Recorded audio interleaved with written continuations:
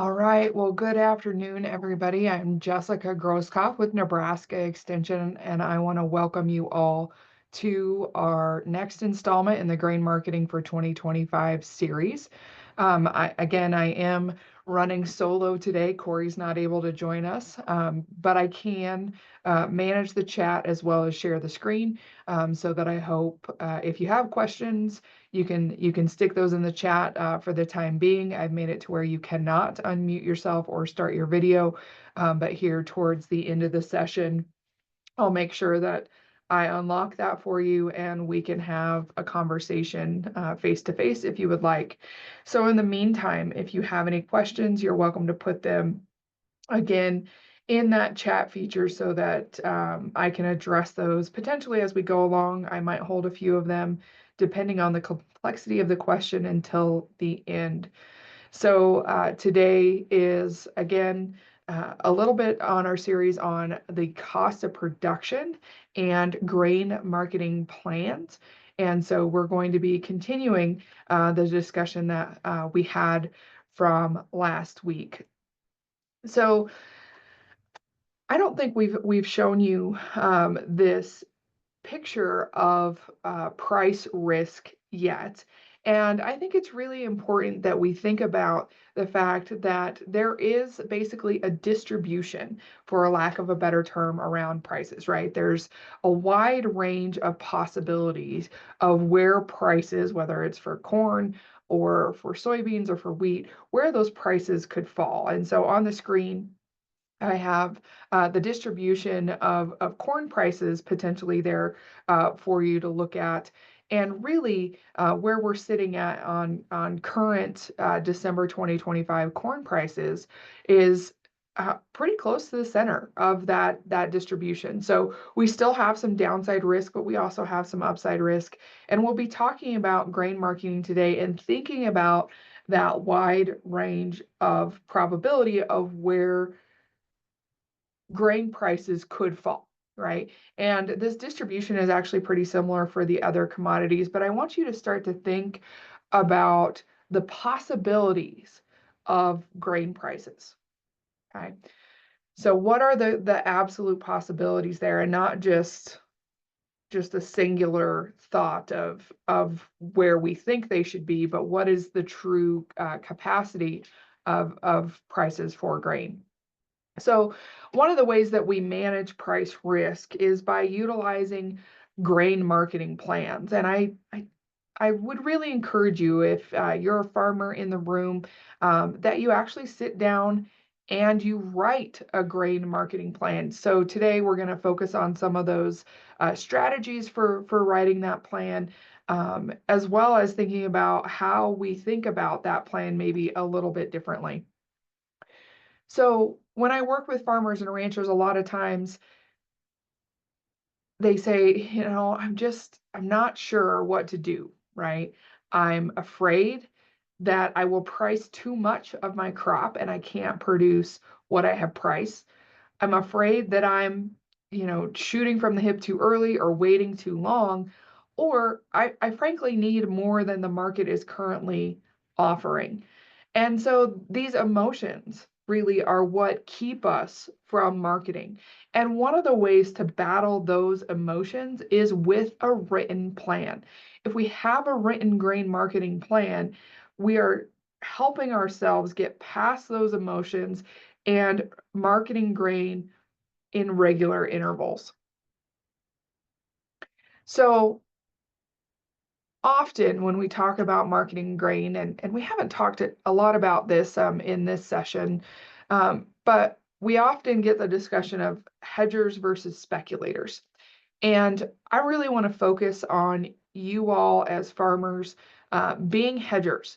So what are we doing? What are our goals when we are marketing grain from a hedging perspective? We're trying to cover our break even. We are trying to survive, as Cory would say, or to keep farming. We want to produce grain and we want to make money. And we want to use marketing as a tool to reduce that downside risk of the market. Now, speculators, on the other hand, trade contracts, which we talked about last time, futures and options, solely to make money. right? They don't have that grain on hand that they're trying to sell. They're not trying to sustain a business in the same sense that a hedger or a farmer would be. So when we talk about writing grain marketing plans, what we really want to talk about are those methods for survival, protecting ourselves from that financial issue of getting in the bottom end of that price distribution. So we're going to talk about writing this grain marketing plan from the perspective of a hedger, not from the perspective of a speculator. So what is a grain marketing plan? And again, a true grain marketing plan is a written, proactive, strategic plan to sell your grain. It should consider things like your cash flow needs, when are payments due, your financial goals, your storage capacity, your farm logistics, and the last one there is a really economisty term of risk appetite. How much are you willing to bet for that higher price, or are you wanting to lock in and reduce that downside risk? Now, I want to be very clear that absolutely almost every farmer should have a different grain marketing plan. Why? Because every farmer has different challenges and issues that they are trying to address with that plan. So every single one of you is going to have different cash flow needs, right? The farmer who has a principal payment on a mortgage that's due is going to be different than someone who does not. The farmer who pays cash rent rather than a crop share rent is going to have different needs.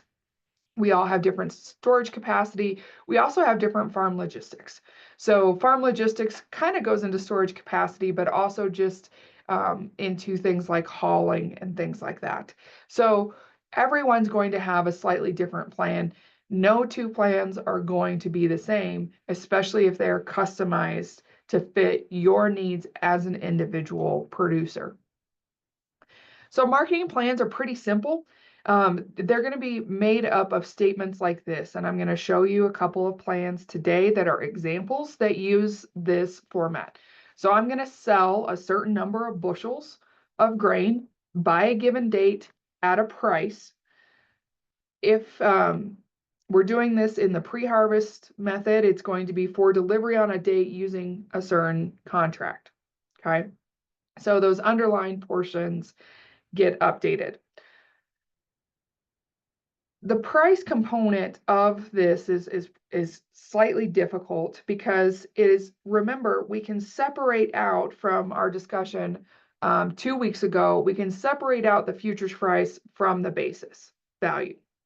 Okay, so remember, we can price futures separate from basis. And if we have some time, I might show you some additional options to do that besides just a basis contract. But remember that that's in two components. And then if we're thinking about selling grain that's currently in the bin, we also have to subtract off that storage expense, which is accumulating the longer we hold that grain. The key to these statements is that your plan will either trigger at a date or trigger at a price. Okay, so you kind of have two triggers in there, and that's really, really important because, like everybody else, we have no idea what's going to happen within the market. Remember, there's that distribution of possible prices. So we might write this grain marketing plan, and within 10 days, the prices that are available to you might change. Okay, so we have two triggers in there to help us consistently sell grain. Okay, and I'm going to show you kind of how this works through those sample grain marketing plans that I have written up today. So for most farmers and ranchers, you actually are running two marketing plans simultaneously. I think sometimes it's hard for us, if you're not actually farming, to realize that we've got grain in the bin that we're trying to price, but we're also potentially pricing the crop that's getting ready to go in the ground or the crop that's growing in the field right now. So I'm going to distinguish these, and you're going to see these little icons throughout the presentation today. So post-harvest plans are those plans for that crop that's sitting either in on-farm storage or in commercial storage. And we're going to be looking at those old crop contracts that we looked at last time we were together. So remember those nearby contracts or those old crop contracts. You will often hear this called old crop grain. So for right now, okay, if we were looking to price grain today and sell it today, we would have to deliver that grain to that elevator or sell it from the grain that's sitting already in that elevator storage. Okay, so if I wanted to sell, I would be doing that with old crop contract. Now I could pre-harvest market some grain, which means I'm going to price grain today for delivery at harvest. And remember, that's the new crop. And that new crop is the crop that's going to be planted in 2025 that I will deliver here in 2025. Okay. Now remember, that means that we're watching all of these contracts at once. Okay, so it's not as simple as what's the price of grain today, it's what contract is that elevator quoting and where am I at from a production standpoint? How much do I have in the bin or how much do I expect to produce? Okay, so we're going to jump into post-harvest marketing first because I think some of us maybe came into this year with some 2024 crop on hand. So that's the crop that was harvested in 2024, and we're now looking at pricing that crop here in 2025. So post-harvest marketing plan is when you sell that commodity after it is harvested. Okay, so right, this is just for that grain that's sitting in the bin, whether that's on-farm storage or commercial storage. So we're going to price grain using the nearby contract or the contract. You can use what we call deferred contracts. So right now we're looking at various contracts that are available. So the nearby is the one that's closest to expiration, but we might be able to look forward to future contracts. What's really important here is we absolutely have to pay attention to the storage expense. I think this is the biggest thing that is missed on post-harvest marketing plans is, especially when it's on-farm storage, we aren't considering the costs of that on-farm storage. So Iowa State University has a really nice on-farm storage calculator. You can scan that QR code there with your smartphone that's on your screen, and you can look at that on-farm storage calculator to help you understand what is that grain sitting in the bin actually costing me. Okay, and again, it's going to be different from producer to producer depending on the size of the bin, the amount of grain that it holds, the interest rate that they are paying on their operating note, if they have a mortgage on that bin, a loan on that bin. There's a lot of things that go into on-farm storage, and we need to be thoughtful about that. So I just want to emphasize this. On-farm storage is not free. On-farm storage is not free. We have to account for that cost in our post-harvest marketing plans. Okay. So some post-harvest marketing tips that may help you is really what we're going to do by writing out that marketing plan is we're going to break whatever we put into storage down into multiple units. When it comes to post-harvest marketing, I think it's pretty easy to think about it in terms of truckloads, right? So I'm gonna sell so many truckloads per sale. Okay, that's one of those things. Again, it might not be truckloads. Maybe it's 5,000 bushels at a time. Whatever that looks like to you, but break it down into smaller units so that you're making those sales consistently. And of course, we can only sell what's in the bin, right? We can only price what we actually own and that we have in storage. Again, when we're selecting the dates here, we've got to go back to that individual farm and what that individual farm needs. And usually we're going to price this grain between basically January 1 and the August WASDE report. So we talked about the WASDE report the first time that we were together. We'll dig a little bit deeper into price patterns in one of our upcoming sessions. But usually by that August WASDE report, we have hit the peak of both corn and soybeans. Okay, so the market kind of after that mid-August, starts to kind of settle into harvest prices. And so really based on the seasonality of grain prices for corn and soy, that's really when we're going to do this post-harvest marketing. So January 1 through about August 10th or 15th. And again, remember, with each day that goes by, the cost of that storage goes up, okay? So when we're trying to set prices for post-harvest marketing plans, we have to meet those cash flow needs. And we have to plan ahead for those cash flow needs. So for example, if you have to pay cash rent or the first half of your cash rent on March 1st, we potentially need sales of grain prior to March 1st to meet that.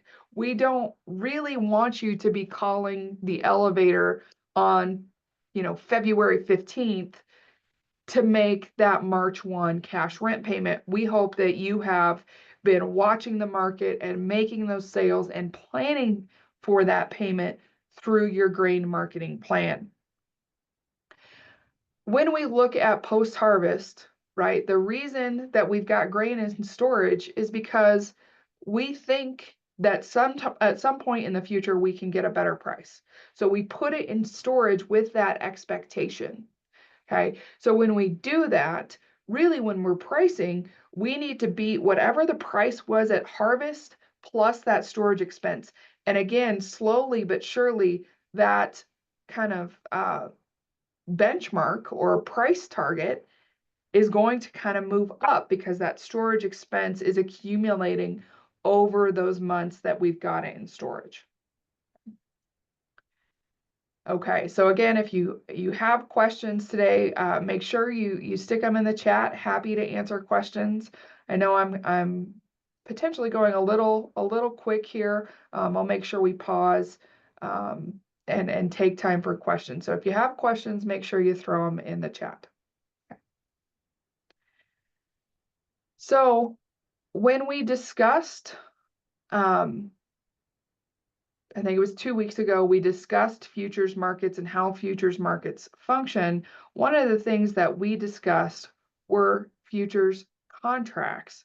And one of the things that's really interesting about post-harvest marketing is the fact that the market is telling us to some extent whether we should store that grain for a few more weeks until the next contract. And what we call this is the carrying charge, okay?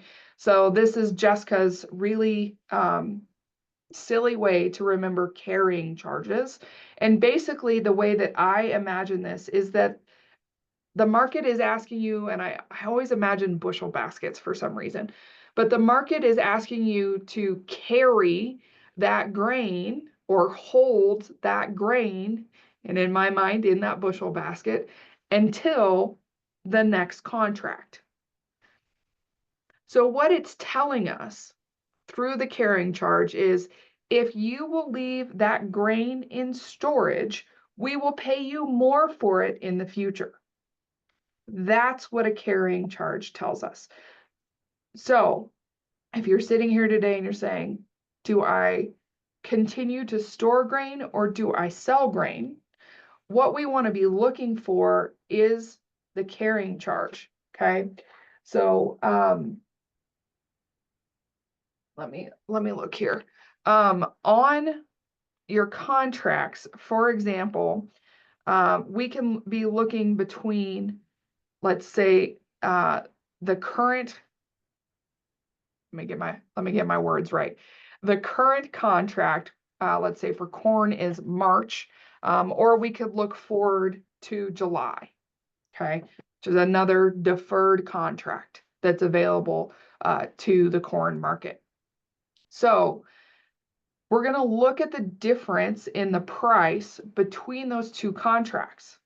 That price difference is called the carrying charge. Okay, let me show you an example. Here's Aurora Co-op from, was yesterday? Yep, yesterday was the 10th. Here's Aurora Co-op, Grand Island, Nebraska. You can see here, there's a difference in the two delivery options. This happens to be the same contract, but I'm going to show you another example here.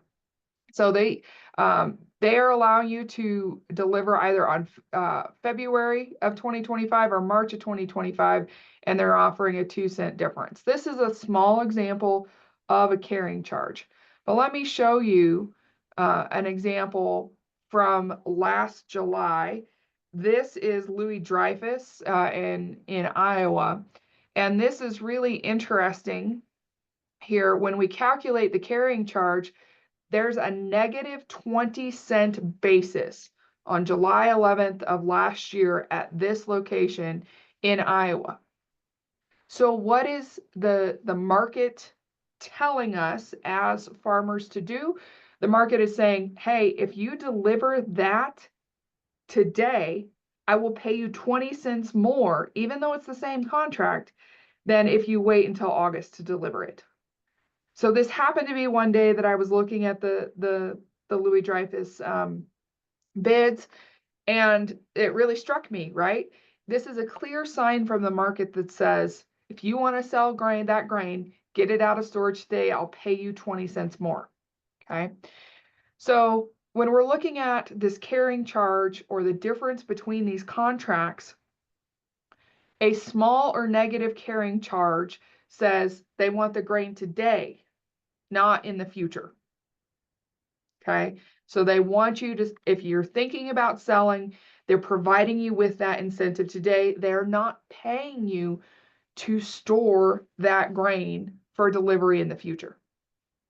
Okay, so a large carrying charge, right? When the price difference is bigger, they're going to offer you more in the future.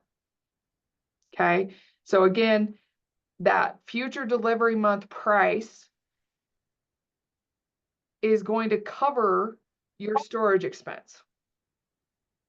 So this is a really cool opportunity for us because we can look at it, especially if we have on-farm storage, and say, do I deliver that grain at the price they're offering today, or do I hold it in storage until the future? Now, why? Why would there be a difference if corn is corn, right? Why would there be a difference in what they're offering you? This is where it gets fun. This is where it gets interesting, right? So if we're talking, let's say, about an ethanol facility, and let's say that they have a large carrying charge, right? Looking at those two delivery periods, what that ethanol facility is saying is, I have enough corn on hand to produce ethanol today, but at that future delivery opportunity, I don't. So if you will hold that in your storage for me, I will pay you for that. And then you can deliver it when I need and am ready for that corn. Okay. So I always think carrying charges are more interesting around ethanol facilities, crush facilities, but do know that they might be possible at any grain handling facility, right? So watch for the difference, especially when you have on-farm storage, for this carrying charge. All right. So the next question you should be asking is, Jessica, that's great, but when is the carrying charge big enough for me to hold on to that grain for a future delivery month? Now, I want to be very clear. I want to be very clear. If we are going to do what's called selling the carry, that difference has to be large enough, but we are going to sell grain today for delivery in the future. If we are actually selling the carry, we're going to sell grain today for future delivery. We are not just going to wait for that future delivery month. Okay. So when the carry offer is large enough, we've got to cover interest expense and other variable costs of grain storage. And our friend Ed Ussett out of Minnesota has come up with this guideline to determine whether it's large enough. So what we're going to do is we're going to calculate the carrying charge. Then we're going to estimate our storage expense to hold that grain. Okay, or excuse me, we're going to estimate the interest cost to hold that grain for so many months in storage. And then if that carrying charge divided by that interest cost is greater than 1.4, we are going to sell the carry. So we're going to sell that grain today for delivery in the future. So here's an example. This is from yesterday in Gearing, Nebraska.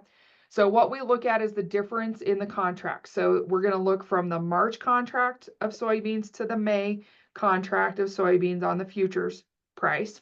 And so currently, the May contract as of yesterday was trading at $10.64. The May contract was trading at $10.48. Okay, so May minus March gives us a 16-cent carry. Okay, then what we're going to look at is calculating the interest cost of holding that grain. Okay, so in this example, they could sell grain today in Gearing, Nebraska, or yesterday in Gearing, Nebraska for $9.19. If they have an operating note, the cost of not selling grain today and paying off their operating note is about 7%, and that's going to be different for every producer. Okay, even if they're all in Gearing, Nebraska, looking at this opportunity, 7%. And then we're going to hold it for 2 months, right? April, May. So the cost of that is basically 0.11. Okay. So then I take the 16 cents divided by the 0.11, and that gives me 1.49, which is just larger than Ussett's rule of thumb. Okay. So that tells me that carrying charge is just large enough for me to consider if I've got soybeans in storage in Gearing, Nebraska, and I can deliver them today, or I can deliver them on the May futures contract, to go ahead and deliver on the May futures contract, because they're giving me enough of a difference that 16 cents covers that storage expense and covers that interest expense. Okay. So if you're interested in learning more about this, you can look up Ed Ussett and learn about this carrying charge calculation. So the question in the chat is, what is significant about 1.4? He assumes that basically that's enough to cover not only your interest expense, but also the other variable costs of grain in storage. Now, we've done this before, and it's been much, much higher than 1.4. I was actually, it was kind of fun yesterday to run this calculation, because I just ran it as an example and see that the carry was large enough based on the current marketplace on soybeans. It was yesterday. Now, could be different today, right? Haven't looked at it. It could be different later in the day. So you have to make sure that if you are going to sell the carry, again, you are selling grain today for delivery in the future. Okay. So in this example, my options here, I'm deciding, do I deliver today at $9.19, or do I contract with them today for delivery in the future, which would be delivery on that May contract. It's a rule of thumb. Maybe you need more than 1.4. Maybe in your mind, it needs to be larger than that. Okay. So I want to give you an example of a post-harvest marketing plan. And again, I want to be very, very clear here. This is just an example to walk you through at least how I think about writing grain marketing plans. It's an example. It's not intended for actual use. Please do not replicate or implement this without further review or customization for your individual need. Okay. So here we've got a farmer. They harvested some corn on October 25th of 2024. So again, this is 2024 crop. At that day, the cash price was $4.25. Okay. They have 20,000 bushels that are in-town storage. So we can only sell 20,000 bushels because that's what we own. And that in-town storage charges 5 cents per bushel per month. Okay. So the first thing we're going to do is look and see basically what the low price is for putting that grain in storage. So every 30 days, we're giving them an additional 5 cents of storage expense. Okay. So on November 24th, right, the lowest I intend to sell grain for is $4.30, right? I put it in storage with the intention that I could beat the harvest price plus the storage. Okay. And you can see it goes up. And then again, on post-harvest marketing plans, we want to wrap them up by the August WASDE. So by the time I get to August, I've got to beat 475. That's my intention. If I hold grain that long, I want to beat 475. Because if I wait until August and I don't beat 475, I was just as good at selling it in October at 425 because I've now paid 50 cents worth of storage. Okay. All right. So here I'm going to write the grain marketing plan. And here I'm going to use those statements. So I'm going to sell 5,000 bushels by January 25th at 450. Okay. This is above my, excuse me, let me use the words. It is above my harvest plus storage, right? So at minimum 440, but I want 450 because that's what I have decided. Okay. And I'm going to use just a cash sale. So I'm just going to sell directly to the elevator and either because this is in on-farm storage, they just release that grain and sell it, right? It's already delivered to the elevator. Okay, so I'm going to repeat those statements. And I have just decided that, boy, it would be nice to get an additional 10 cents moving up every other month. Okay, so I'm going to start at 450, then 460, then 470, then finally 480 by July 22nd. Well before the August deadline and above, at least 10 cents above where I'm at from a harvest price plus storage expense perspective. Okay. Now, remember, I'm choosing that price. And that price is going to be different for everybody involved. The date, timeframes, etc., could be different. Okay, just an example. All right. So here we go. These are actual prices. And again, I used Gearing, Nebraska, because that's what I had price data for available. So what we've got there on the bottom in that dashed line shows you that every day that harvest price plus storage expense goes up. Okay, this elevator happens to charge that expense every day. It equals 5 cents per bushel per month, but it accumulates every day, right? So remember, my first price point is about 450. It's right there in the middle of the screen, and we're going to start it on January 1 and move forward. So really, I start off that first week of the month, and it just kind of waffles around that 450 price range, right? It doesn't really do anything, not getting too excited. I have time to sit here and watch the market move. I have until January 25th to make that sale. So first week, not too exciting, right? Next week gets more interesting.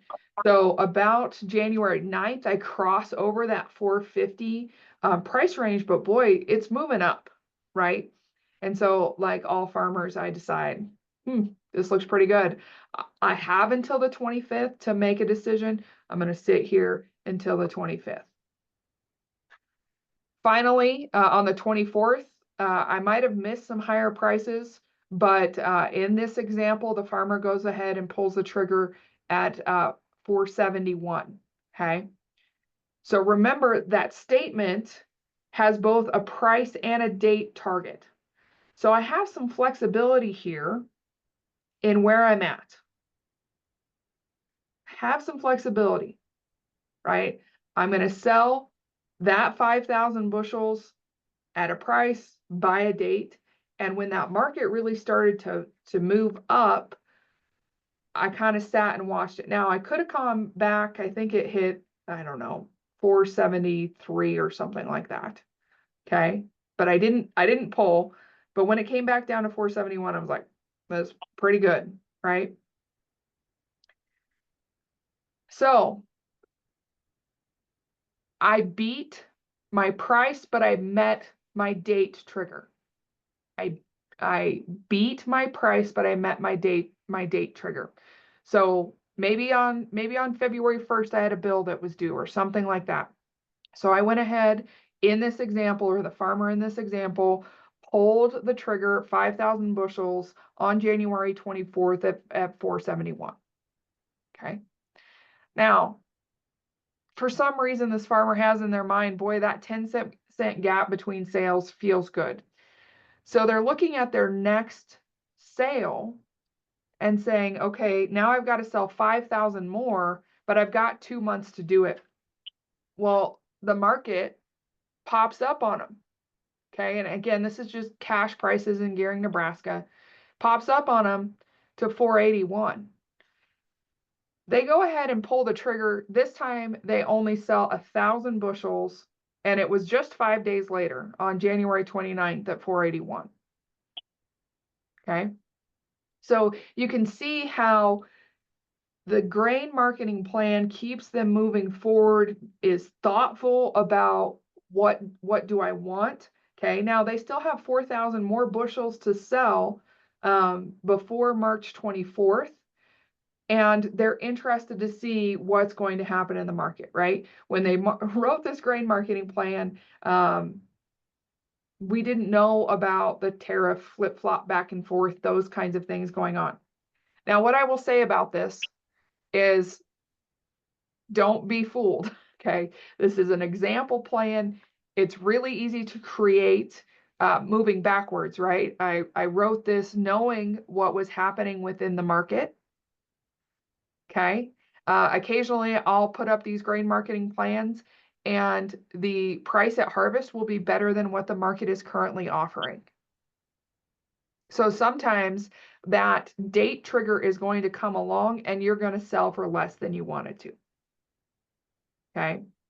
So you've got a date and a price to help you kind of continue moving forward in this process. And it looks easy looking back this year, but it's not always that easy, right? Just like it's not easy to get over the emotion of marketing when you're sitting in it. The written plan helps you get over that emotion, but realize you need both date and price triggers to help you kind of move forward. Okay. Really, really encourage you, if you've never done this before, just write out a plan, see how it goes, and stick with that plan. I encourage you to share that plan with other people. You can share it with your banker, share it with your spouse, share it with your grain merchandiser at your local elevator so that they kind of know when to ask you, hey, your plan said this and we haven't seen some sales, right? So just helping you make sure that we get grain moving. And again, we're going to customize that plan for our individual situations.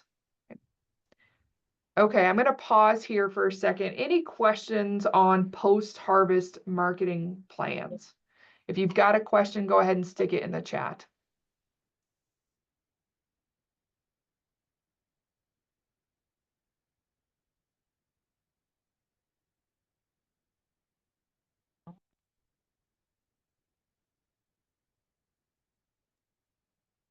Okay, I'm not seeing anything, so we're going to keep rolling here. Let's talk about pre-harvest marketing. So maybe you've got 2024 grain put to bed, it's sold, it's gone. But now we're looking forward to 2025. Okay, so here we go, pre-harvest marketing, right? We haven't even put that grain, whether it's corn and soybeans, it's not even in the ground yet. But we can start selling grain today for delivery at harvest. Okay, so when we're working on pre-harvest marketing plans, we are working for that grain will be delivered at harvest and will be sold at harvest. Okay, but we can do that and start pricing today for delivery at harvest. So again, we're going to sell during the growing season when prices are traditionally higher than harvest. So we're selling between now and run for about 16 weeks. It actually ends up being just about the same about until the August WASDE report. Again, commodity prices have some seasonality. We'll show that to you in another webinar, but we're really watching that kind of peak up in prices here and then settle down into harvest in a traditional typical crop year. Okay? We know that there are instances where prices don't have that same seasonal pattern, but most years it does. Now, this time we are not looking at multiple contracts per commodity. We're only looking at one. We are only looking at the new crop contract, which is that contract closest to expiration at harvest. So for corn, that's the December. For soybeans, that's November. For winter wheat, that's July. So we're only looking at that contract, and we're watching that contract. So same thing here. When we're building a pre-harvest marketing plan, we're going to write those statements. We're going to break it down into multiple units. We're not going to sell everything at once unless the price is just so awesome we can't pass it up. And then don't sell more than you're comfortable with. Okay. So again, I live in Western Nebraska. It hails, right? I don't want to overprice myself and not be able to deliver that grain at harvest because there's penalties, right? The elevator will penalize me if I can't deliver all of that grain. So I need to be thoughtful about how much I'm selling in advance. And maybe as the growing season goes on and I have more understanding of how my crop looks, I might be willing to price some more into the future. But especially right now, when I haven't even put seeds in the ground, I'm not going to get too wild with my pre-harvest marketing. So again, we're going to sell during the growing season. We're going to price before the August WASDE report. When it comes to the price, we have to play the market we have, not the market we want. Let me say that again. We have to play the market we have, not the market we want. So we need to set realistic price expectations. We're going to try to capture some of those market highs. We're going to try to estimate what our break-even cost is or meet those cash flow needs so that we've got that nice paycheck at harvest. And we're going to set an average target price, and we're going to try to build up and off that price. Okay. So how much can this crop contribute to your income this year? So what's realistic? Okay. I spent some time yesterday asking local banks what they're cash flowing. This is for corn. They're cash flowing corn between 420 and 450 for 2025. So anytime I can sell corn above that price, it's a darn good day, right? Because I'm doing better than my banker expected. I want potentially more than that, but that can be a good idea. If you're going through loan renewal or have been through loan renewal, they will tell you what they're pricing that grain at. We also want to look at our cost of production. And I'm going to show you the University of Nebraska's crop budgets and some ways to think about those crop budgets. You can also look at market outlook services. There's plenty of people who will tell you what they think is going to happen in the market. We can also look at the USDA WASDE report, which we talked about in our first session. A new report was released about an hour ago. excuse me, maybe it was 2 hours ago. And in February, USDA estimates that the farm price for corn will be $4.35, again, right in that range of the cash flow. Winter wheat at $5.55 and soybeans at $10.10. Okay. So there's this, again, here's what other people think, but remember, there's this really big distribution around prices, really big. And we're sitting pretty close to the middle, maybe a little bit to the left-hand side of that curve, a little bit on the downside of that curve. But remember, there's this big span of price possibilities that are out there. So we're going to use our grain marketing plan to help us think through this process. I do want to share the University of Nebraska's crop budgets. And the one thing I want to say about this is a great tool for a lot of things. I am not a fan of you looking at this and saying, well, obviously my irrigated cost of production for irrigated corn in Western Nebraska, cash cost is $3.05. No.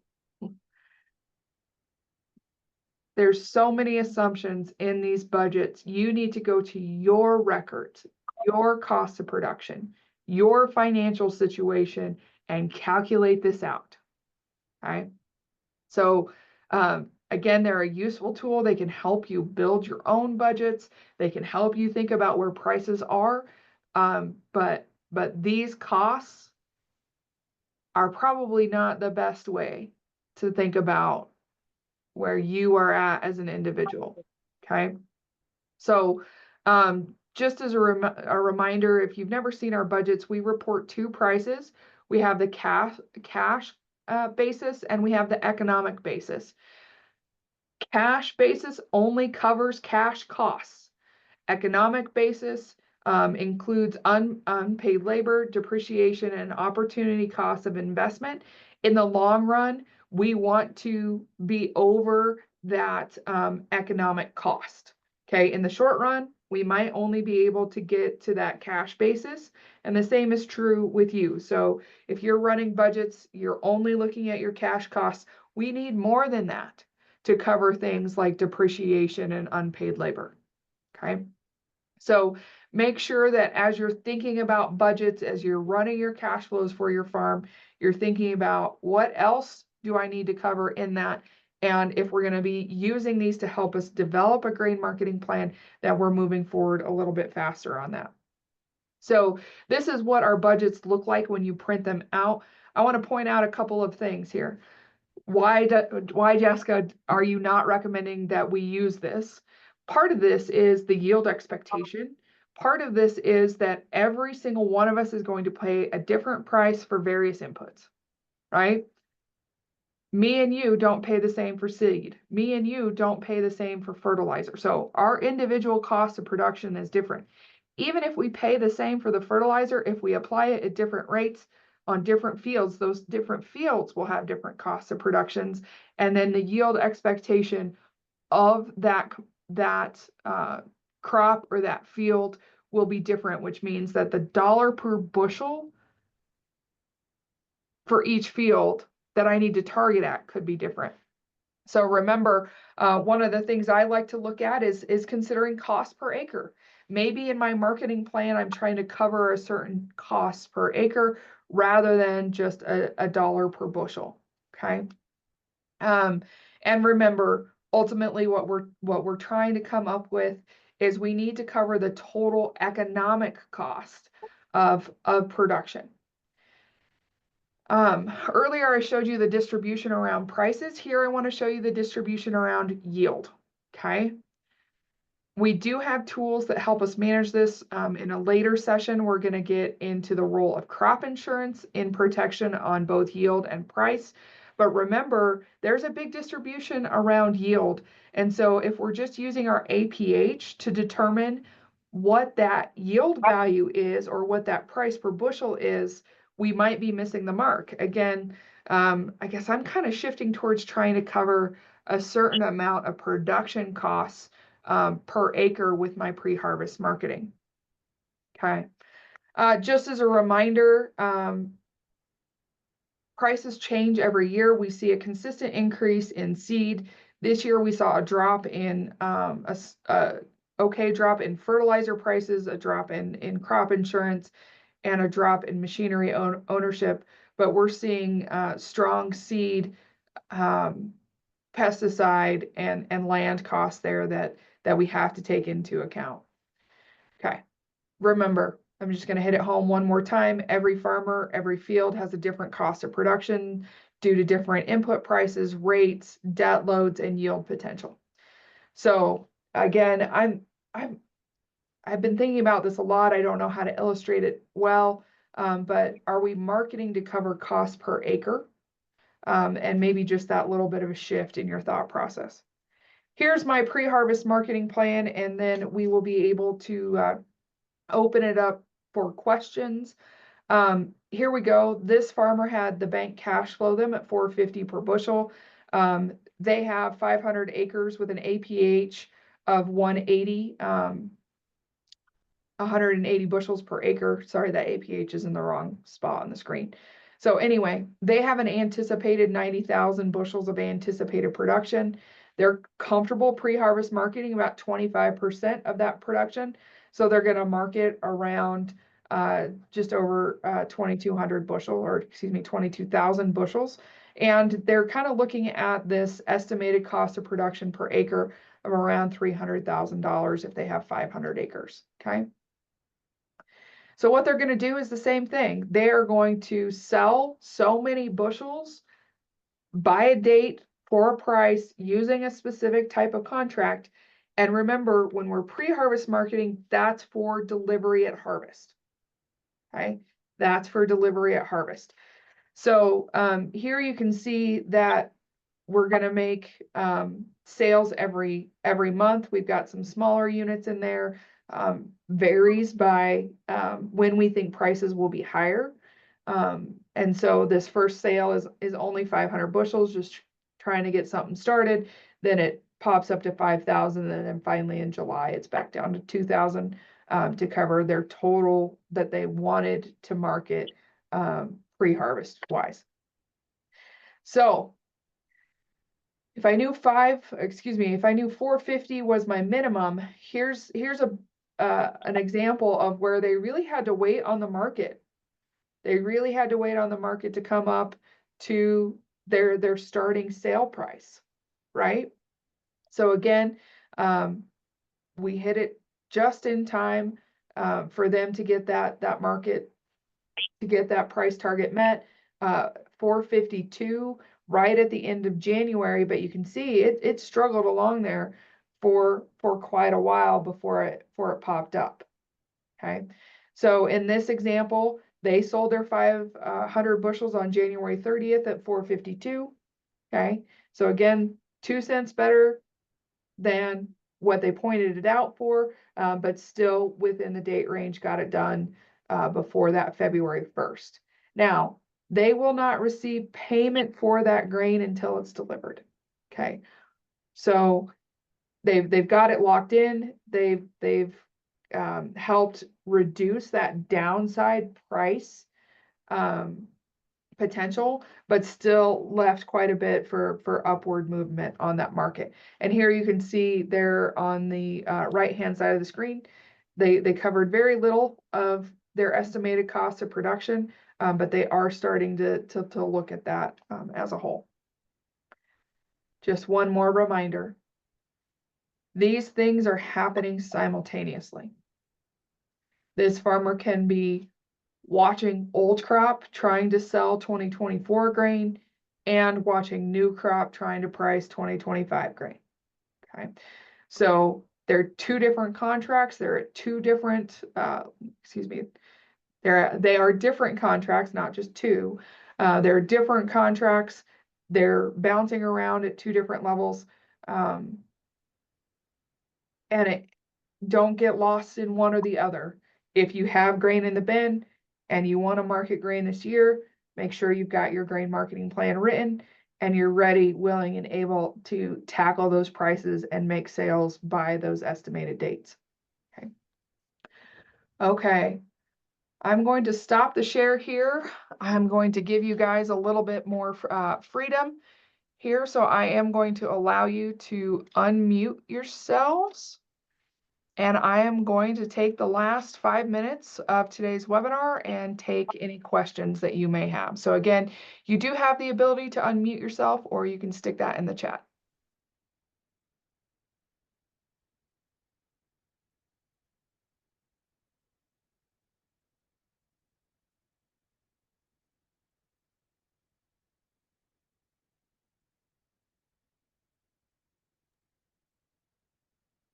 While you are thinking about questions, I'm going to go ahead and launch a poll. If you wouldn't mind, please go ahead and fill out that poll. It's only 3 questions long. And I'm going to turn off the recording as well. That way, if you don't want your question recorded, we can answer those without the recording. So the recording is now off.